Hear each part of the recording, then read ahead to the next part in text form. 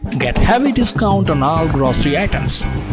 Only on wildblossom.com.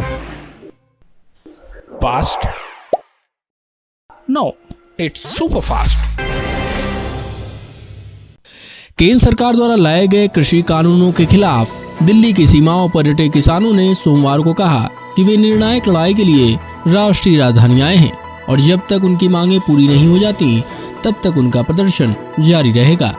ऐसे में हर कोई जानना चाहता है कि आखिर किसानों की मांगें क्या हैं? क्या किसान केवल नए कृषि कानूनों से छुटकारा चाहते हैं या कुछ और भी है? दरअसल देश की राजधानी की सीमाओं पर धरने पर बैठे किसान केंद्र सरकार द्वारा लागू नए कृषि कानूनों को वापस लेने की मांग कर रहे हैं, लेकिन उनकी मांगों की फहरिस्त कृषि कानूनों तक ही सीमित नहीं है, बल्कि वे पराली दहन के लिए जुर्माना व जेल से मुक्ति की भी मांग कर रहे हैं। इस फहरिस्त में बिजली बिल संशोधन विधेयक 2020 को भी वापस लेने की मांग शामिल है। किसानों की मांगों की फहरिस्त लंबी हो गई है, लेकिन इनमें 5 मांगें काफी अहम हैं। प्रदर्शन में शामिल किसान संगठनों की पहली और सबसे बड़ी मांग ये है कि केंद्र सरकार द्वारा लागू 3 नए कृषि कानूनों को निरस्त किया जाए। मोदी सरकार द्वारा लागू 3 नए कृषि कानूनों में कृषि उपज व्यापार और वाणिज्य, कृषक कीमत आश्वासन व कृषि सेवा पर करार कानून और आवश्यक वस्तु अधिनियम 2020 शामिल है। किसान संगठनों का कहना है कि इन कानूनों का फायदा किसानों को नहीं बल्कि कॉरपोरेट को होगा। धरने को लेकर पंजाब के किसानों ने पीएस न्यूज इंडिया के माध्यम से ये कहा है कि इंटरनेशनल मीडिया हमारी असली बात को दबाती जा रही है। वाहिगुरु जी का खालसा, वाहिगुरु जी की फतेह। हिंदी हम लोग पंजाब के वासी पीएस न्यूज़ का पंजाब में स्वागत करते हैं, जो कि हमारे पंजाब की आवाज़ पूरी इंडिया, पूरे वर्ल्ड में पहुंचा दे। आपका बहुत बहुत धन्यवाद होगा। पंजाब में 3 महीने से जो संघर्ष चल रहा था, किसान विरोधी जो 3 बिल मोदी ने पास किए हैं, वो बिल्कुल ही किसानों को लाभ पहुंचाने वाले नहीं हैं। वो किसानों को बर्बाद करने वाले तीनों कानून हैं। इसलिए हम लोग 3 महीने से पंजाब में विरोध कर रहे थे। हमारी बात किसी ने नहीं सुनी। जो इंटरनेशनल मीडिया है वो बिल्कुल किसानों के उल्ट जा रहा है। वो खाली मोदी की बात बताता है, पंजाब की बात नहीं बता रहा। इसलिए ये भारत देश है, ये हमारा देश है। हम लोग भारत के लिए कुछ भी कर सकते हैं, लेकिन ये हमारे जो वासी हैं पंजाब, इसके लिए गले का फंदा बन चुका है मोदी। हम लोग सब लोग मिलके आज दिल्ली को चारों तरफ से घेर रखा है। हमारे किसी के साथ कोई दुश्मनी भी नहीं है। ये भारत है, ये हमारा है, पंजाब हमारा है। हमको हमारे सिर्फ हक चाहिए, हम लोग कुछ नहीं मांगते। और ये तीनों बिल वापस होने चाहिए। हमारे लिए यही एक आप पीएस न्यूज़ के जरिए सब लोगों को ये बात पहुंचा दें कि जो बिल हैं ये किसान विरोधी हैं। भारत देश, पंजाब देश हमारा देश है। बिल जो मोदी ने पास किए हैं, मोदी को वापस लेने ही पड़ेंगे। वाहिगुरु जी का खालसा, वाहिगुरु जी की फतेह। पीएस न्यूज़ चैनल ਨੂੰ ਅਸੀਂ ਦੱਸਣਾ ਚਾਹੁੰਦੇ ਆ, ਪੰਜਾਬ ਤੋਂ ਮੈਂ ਬੋਲ ਰਿਹਾ ਬਲਜੀਤ ਸਿੰਘ। ਜੋ ਸਾਡੇ ਪੰਜਾਬ ਦੇ ਵਿੱਚ ਪੀਐਸ ਨਿਊਜ਼ ਚੈਨਲ ਨੇ ਐਂਟਰੀ ਕੀਤੀ ਆ, ਉਹਦਾ ਸਵਾਗਤ ਕਰਦੇ ਆ। ਔਰ ਜੋ ਕਿਸਾਨਾਂ ਦੇ ਧਰਨੇ ਚੱਲ ਰਹੇ ਆ, ਜੋ ਮੋਦੀ ਸਰਕਾਰ ਨੇ 3 ਕਿਸਾਨ ਵਿਰੋਧੀ ਬਿੱਲ ਭੇਜੇ ਆ, ਜੋ ਕਿਸਾਨਾਂ ਨੂੰ ਬਿਲਕੁਲ ਪਸੰਦ ਨਹੀਂ, ਇਹਦੇ ਖਿਲਾਫ ਆ ਅਸੀਂ। ਇੱਕਦਮ ਸਾਡੇ ਬੜੇ ਲੰਮੇ ਸਮੇਂ ਤੋਂ 2-2.5 ਮਹੀਨੇ ਤੋਂ ਅਸੀਂ ਧਰਨੇ ਲਾ ਰਹੇ ਹਾਂ ਤੇ ਸਾਡੇ ਕਿਸਾਨ ਭਰਾ ਦਿੱਲੀ ਵਿੱਚ ਪਹੁੰਚ ਚੁੱਕੇ ਨੇ। ਪੂਰੀ ਦਿੱਲੀ ਨੂੰ ਘੇਰਾ ਅਸੀਂ ਪਾਇਆ ਹੋਇਆ। ਅਸੀਂ ਉੱਥੋਂ ਜਿੱਤ ਲੈ ਕੇ ਹੀ ਆਵਾਂਗੇ। ਅਸੀਂ ਝੁਕਣ ਵਾਲੇ ਨਹੀਂ, ਰੁਕਣ ਵਾਲੇ ਨਹੀਂ। ਸਾਡੇ ਬੱਚੇ, ਸਾਡੀਆਂ ਮਾਵਾਂ ਭੈਣਾਂ ਸਾਰੇ ਹੀ ਇਹਦੇ ਨਾਲ ਅਸੀਂ ਚੱਲ ਰਹੇ ਹਾਂ, ਮੋਢੇ ਨਾਲ ਮੋਢਾ ਲਾ ਕੇ ਚੱਲ ਰਹੇ ਹਾਂ। वाहिगुरु जी का खालसा, वाहिगुरु जी की फतेह। किसानों की दूसरी मांग न्यूनतम समर्थन मूल्य पर फसलों की खरीद सुनिश्चित करने के लिए एमएसपी की गारंटी है। किसान संगठन केंद्र सरकार से एमएसपी की गारंटी चाहते हैं। हालांकि सरकार ने एमएसपी पर खरीद पूर्ववत जारी रखने का आश्वासन दिया है और मौजूदा सरकार के कार्यकाल में गेहूं और चावल समेत अन्य फसलों की रिकॉर्ड खरीद का उदाहरण भी सरकार पेश कर रही है। किसानों की तीसरी मांग भी काफी बड़ी है। वे बिजली विधेयक को वापस लेने की मांग कर रहे हैं, क्योंकि उन्हें लगता है कि इससे उनको मुफ्त बिजली नहीं मिल पाएगी। सबसे पहले तो यही है कि हमारा ये नॉन नेगोशिएबल है, तीनों कानून और एक ऑर्डिनेंस और एक जो प्रपोज्ड इलेक्ट्रिसिटी बिल है, ये तीनों नॉन नेगोशिएबल है। इस बार ही बात होगी कि ये गलत है, इसको मानने गलत है, इसको हम रीथिंक करने को तैयार हैं, तभी बात होगी। नहीं तो वहां यानी ये नहीं हम बहाना जाने देते कि बात के लिए अनकंडीशनल बनाएंगे तो जाएंगे। अगर इन 5 मुद्दों पर बात नहीं होती है तो हमको वॉकआउट करना पड़ेगा दुख से। सर अगर मान लिया जाए तीनों बात अगर आप दीजिए कुछ मानते हैं, आपकी बातें नहीं मानते तो आप क्या करेंगे? जो हम तो आंदोलन में है पिछले इतने महीने से, और कई महीनों का सामान अपने साथ लेकर आए हैं, और अगर नाम ही सामान लेकर आए, जितना प्यार हमको हरियाणा ने दिया है, हम हरियाणा में बैठे हैं, और हम तो ये डिक्लेयर करते हैं पंजाब की किसान संगठन की तरफ से कि हम यहाँ तक पहुंच ही कहाँ सके हैं कि हमको हरियाणा के किसानों का संगठनों का एकदम समर्थन ही नहीं था। हमारे साथी थे, हमारे दाएं और बाएं के बाजू थे, और जो बैरिकेड तोड़े हैं, अगर हमारा हरियाणा किसान हमारे साथ रहता तो बैरिकेड नहीं तोड़ सकते थे। हम तो जारी जो राशन ले हैं ज्यादा ले हैं, हमको तो हरियाणा से ही बहुत ज्यादा राशन मिली है। नहीं, 3 तारीख की मीटिंग का अब कोई अकाउंटेंस नहीं रहा। जब वो एक तो पहले कंडीशनल उन्होंने मीटिंग को हम ठकरा दिया है, अब हमने कंडीशन लगाई है कि ये कंडीशन को मानकर उसको बोल रहे हैं टेलीफोन पर जल्दी करेंगे, कल कोई करेंगे। इसका 3 का क्या मीनिंग है, वो आप ही उन्होंने ये 3 की मीटिंग अनलिफाई कर दी है। एक दी मीटिंग से नहीं जा रहे, क्लियर कर दो।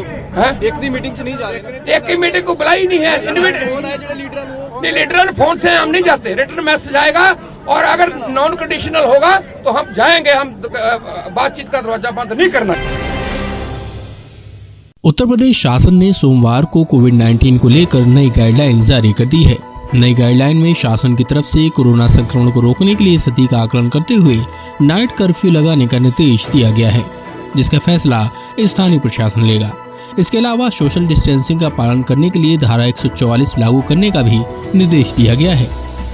वहीं शादी ब्याह जैसे कार्यक्रमों में शामिल होने के लिए जो सीमा तय की गई थी, उसे फिलहाल बरकरार रखा गया है, यानी हॉल में क्षमता का 50% और अधिकतम 100 लोगों को ही शामिल किया जाएगा। खुले मैदान या लॉन में क्षमता का 40% ही लोगों को एक समय में शामिल होने की अनुमति होगी। इस प्रकार यदि किसी खुले लॉन की कुल क्षमता 2000 है तो वहां 800 लोग एकत्र हो सकते हैं। गौरतलब है कि कुछ दिन पहले मुख्यमंत्री योगी आदित्यनाथ ने संबंधित अधिकारियों को इससे संबंधित निर्देश दिए थे। उन्होंने कहा था कि कहीं से भी पुलिस द्वारा दुर्व्यवहार की खबर आई तो संबंधित पुलिसकर्मियों के खिलाफ सख्त कार्रवाई की जाएगी और अधिकारियों की जवाबदेही तय की जाएगी। पीएम नरेंद्र मोदी ने किसान आंदोलन के बीच आज अपने संसदीय क्षेत्र वाराणसी में किसानों को खास तौर पर याद किया। पीएम ने अपने संबोधन में काशी के किसानों को अन्नदाता बताते हुए उन्हें नमस्कार किया। पीएम मोदी ने विपक्ष पर किसानों को बरगलाने का आरोप लगाते हुए कहा कि दशकों तक किसानों के साथ छल हुआ है और अब ऐसे करने वाले ही देश के अन्नदाताओं में भ्रम फैला रहे हैं। पीएम ने अपने भाषण में किसानों के हर सवाल का जवाब देने की कोशिश की। पीएम मोदी ने कहा कि कृषि कानून पर किसानों में भ्रम फैलाया जा रहा है। उन्होंने कहा कि जिन्होंने किसानों के साथ छल किया है वे ही अब किसानों में भ्रम फैला रहे हैं। पिछले कुछ समय से एक अलग ही ट्रेंड देश में देखने को मिल रहा है। काशी के आप सभी जागरूक साथियों ने भी ये जरूर अनुभव किया होगा। पहले होता यह था कि सरकार का कोई फैसला अगर किसी को पसंद नहीं आता था तो उसका विरोध होता था, लेकिन बीते कुछ समय से हम एक नया ट्रेंड देख रहे हैं।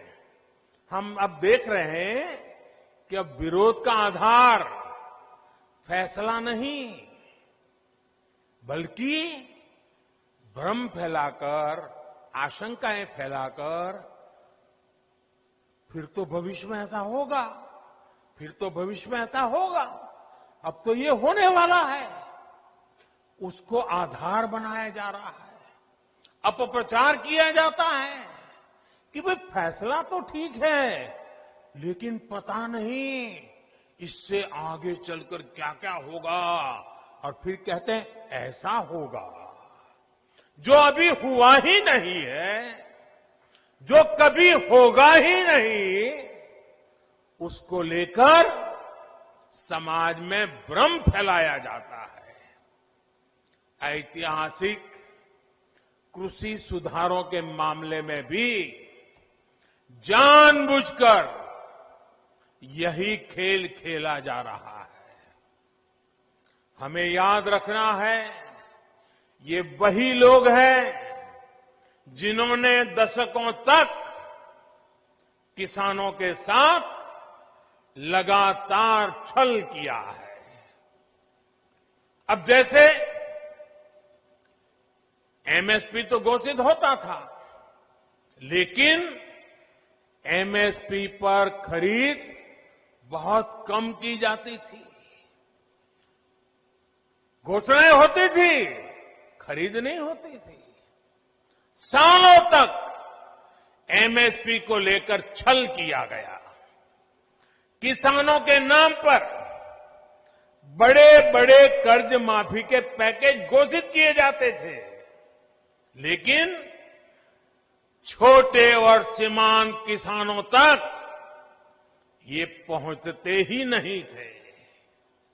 यानी कर्ज माफी को लेकर भी छल किया गया।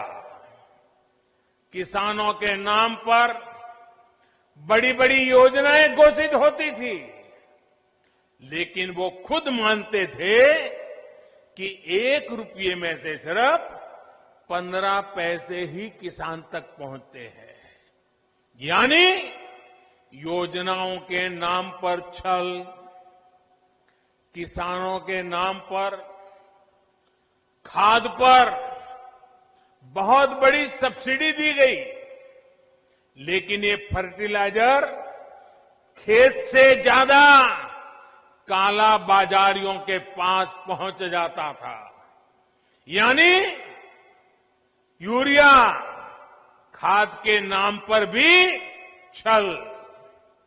किसानों को प्रोडक्टिविटी बढ़ाने के लिए कहा गया, लेकिन प्रॉफिटेबिलिटी किसान के बजाय किसी और की सुनिश्चित की गई।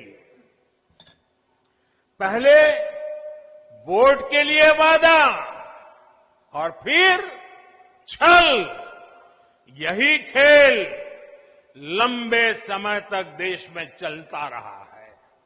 साथियों, जब इतिहास छल का रहा हो, तब 2 बातें बड़ी स्वाभाविक है। पहली ये कि किसान अगर सरकारों की बातों से कई बार आशंकित रहता है, तो उसके पीछे दशकों का ये लंबा छल का इतिहास है। वाइल्ड वासम के सिल्वर और गोल्ड कार्ड से जुड़कर बनाएं अपनी रोजमर्रा की खरीदारी को बेहद आसान और सस्ता। उठाइए सिल्वर कार्ड पर 20 और गोल्ड पर पूरे 30% का लाभ। अधिक जानकारी के लिए कॉल करें या अपना नाम और जगह का नाम लिखकर व्हाट्सएप करें।